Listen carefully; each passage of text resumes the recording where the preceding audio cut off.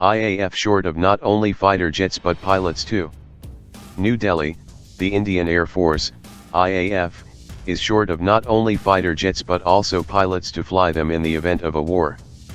The IAF on February 1, 2018, had 3,855 pilots against a sanctioned strength of 4,231, a shortfall of 376, confirmed Union Minister of Defence, State, Dr. Subhash Bhamre in a written reply to Harshvardhan Singh Dungarpur in the Rajya Sabha on Monday. The Indian Navy and Indian Army, too, face a shortage of pilots. IAF is also well below the 42 combat squadron strength to tackle the scenario of a two-front war with China and Pakistan. At present, the IAF has an effective strength of just 34 combat squadrons, but 3 of those are of the older MiG-21 bis, MiG-21M, and MiG-27, which are on the verge of being phased out.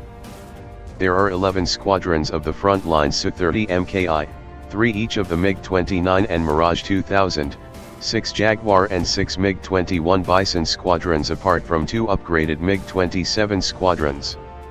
The force has already ordered 3 more Su-30 Mki and 2 Dassault Rifle squadrons along with 2 squadrons of the indigenous light combat aircraft Tejas Mk1.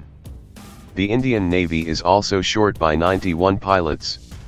The sanctioned strength is 735 while the force has 644 pilots. The Army Aviation Corps has a shortage of 192 pilots. Against the mandated strength of 794, the force has only 602 pilots. Bhamre told the Rajya Sabha that the IAF and other arms of the defense forces have already taken steps to address the shortfall of trained officers to fly the aircraft. An aspirant desirous of becoming an IAF pilot can enter the force through 4 modes: National Defense Academy, NDA, Combined Defense Services Examination, CDSE, Air Force Common Admission Test, OFCAT, for non-UPSC entries, and National Cadet Corps, NCC, Special Entry. IAF is also ensuring that the aircrew is fully utilized in a cockpit vacancy for the maximum duration, which is well beyond the period required for amortization of the cost of training. The force has also ensured that only limited numbers are given release such that the combat potential of IAF is not compromised at any stage. An Air Force Selection Board, AFSB, has also been set up in 2013 at Gandhinagar in Gujarat, and the selection process into the IAF has been simplified with the introduction of the OFCAT for non-UPSC entries.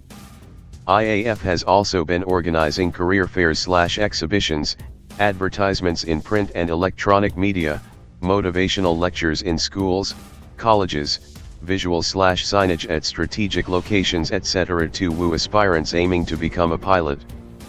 Pilots are inducted in the Indian Navy as Permanent Commission or Short Service Commission, SSC, officers. Volunteers from serving executive branch officers, up to 25 years of age, are selected for pilot training biannually, whereas SSC officers are inducted biannually through the direct entry scheme.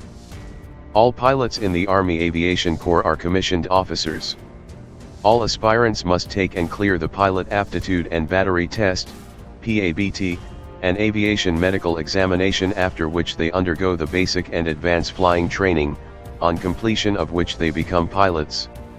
An officer can join the Army Aviation either by opting for the same during pre-commissioning training at IMA and ODA, or volunteer for the same on completion of 1.5 years of service.